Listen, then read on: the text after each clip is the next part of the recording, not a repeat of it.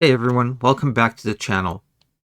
So it's been a busy couple of months since I released the first version of LumaLayer, and a lot of you have downloaded it, tried it out, and most importantly, shared some feedback with me. And that feedback is really what pushed this next version forward. So today I'm releasing LumaLayer version 1.2, and I'm calling this the Gold Master build. Not because it's perfect, but because it finally feels like the software handles the things that turn filament painting into something you can actually use for real projects. So before I start, I want to say this up front. The big name in this space is HueForge, and it's a very capable piece of software. My goal with LumaLayer isn't to replace it. It's to offer something a little bit different. I wanted something lightweight, something that's reasonably easy to learn and use, and something with a simple licensing model. With LumaLayer, whether you're using the free version or the Pro, you own what you create. There are no subscriptions and no extra commercial licenses. If you decide you need the Pro features, it's just a one-time purchase. The Pro version is $25, the same price as the original release. Now, with version 1.2, LumaLayer has moved beyond just painting images and is starting to feel more like a small design studio for filament art. Some of the features I'm going to show you are part of the Pro version only, and I'll point those out as we go. But everything you already had in 1.0.2 is still there, and if you already purchased the Pro, this is a free upgrade. Just download the new version and you're good to go.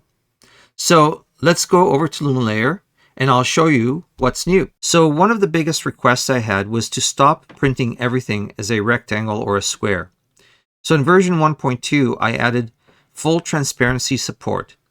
If you load a PNG with an alpha channel, like a logo or a silhouette, LumaLayer now follows that shape. The printer only lays down plastic where the object actually exists. Now, this may sound simple, but it makes a big difference when you're trying to create clean-looking pieces. Another upgrade was to the library manager. So to get accurate results, you need a good filament library. The library manager stores each roll, not just the color, but also its transmissive distance or TD value. Once your filaments are in here, the simulation starts matching what you'll actually see in real life. It removes a lot of trial and error. And while we're here, there's also a Posterize tool. Sometimes an image is just too busy or has too many subtle gradients, which can make the print unpredictable. This tool lets you reduce the image to a smaller number of colors before you start, which usually leads to cleaner layer transitions and more consistent results. Another very important add-on is the Pro Shaping Engine. So if you're using the Pro version, you can go beyond simple silhouettes. There's a digital cookie cutter that lets you clip any image into shapes like circles, stars, hearts, and rounded rectangles. You can scale and reposition the mask to frame your subject exactly the way you want. You can also import a custom mask, which means you're not limited to the built-in shapes. If you create your own shape in any image editor, you can bring it into LumaLayer and use that as the cutter. So you can really design whatever outline you want. I also added a keychain loop generator.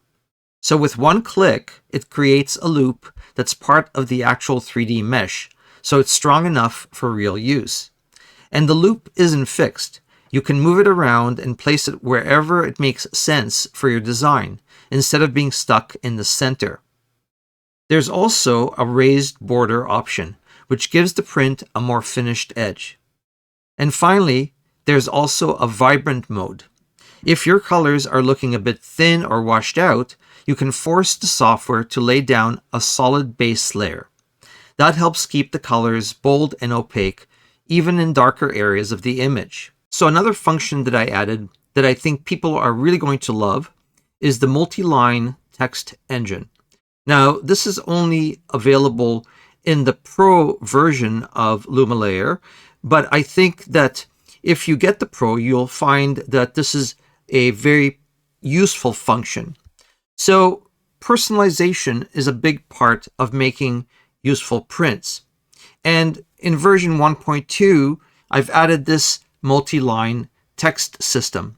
So basically, you can now add names, dates, or short messages and control both the size and the physical height of the text. You can use many of the fonts that are already installed on your PC, or if you prefer, you can import your own font files. LumaLayer supports TTF and OTF fonts, so you've got a lot of flexibility in how your text looks. And you can also switch the orientation so the text can run horizontally or vertically depending on the layout of your print. So the letters are going to be a part of your 3D geometry, so they physically stand out on the finished piece. And this can just add a personalization factor that I think a lot of people want in this kind of software. Another functionality that I think a lot of people are going to love is the Jigsaw Puzzle Generator. Now, this one is only available in the Pro version, but I think that this one is really going to be a fun one for people who do have it. So it started off as a fun idea, but it turned into something much more complete. Basically, you can turn any image into an interlocking jigsaw puzzle. You choose the number of pieces, and there's a tolerance slider so you can dial in how tightly they fit on your specific printer. LumaLayer can also generate a storage box shaped to match the outline of the puzzle, so everything fits neatly. It also creates a sliding lid with a full reference image of the puzzle. You can slide it in with the image facing up, or flip it around for a clean top with the reference image facing the inside of the box.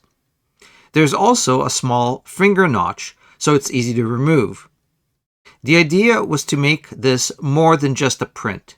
It's a complete, self-contained puzzle that keeps all the pieces together. On the hardware side, the LumaMeter has also evolved quite a bit. A community member, Thierry, made some really nice improvements to the firmware. Instead of constantly streaming readings, the meter now follows a more deliberate workflow.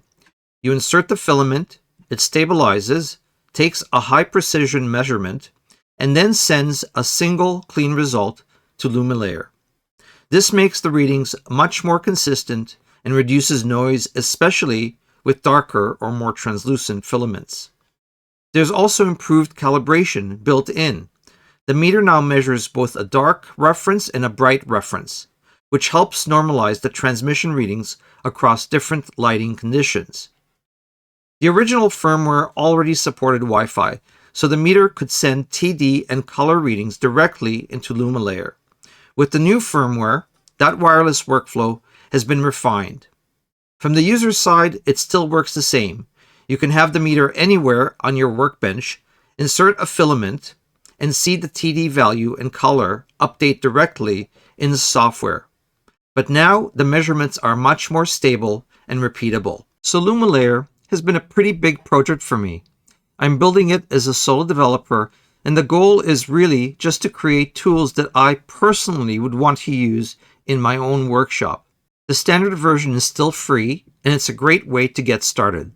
The Pro version adds the shaping tool, multi-line text, and puzzle generator, and it's still a one-time $25 license, the same as the original launch.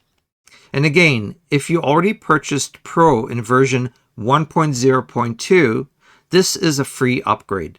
Just download the new version and you're good to go. If you find the software useful, a thumbs up and a subscription really helps. It lets me know this is something worth continuing to build.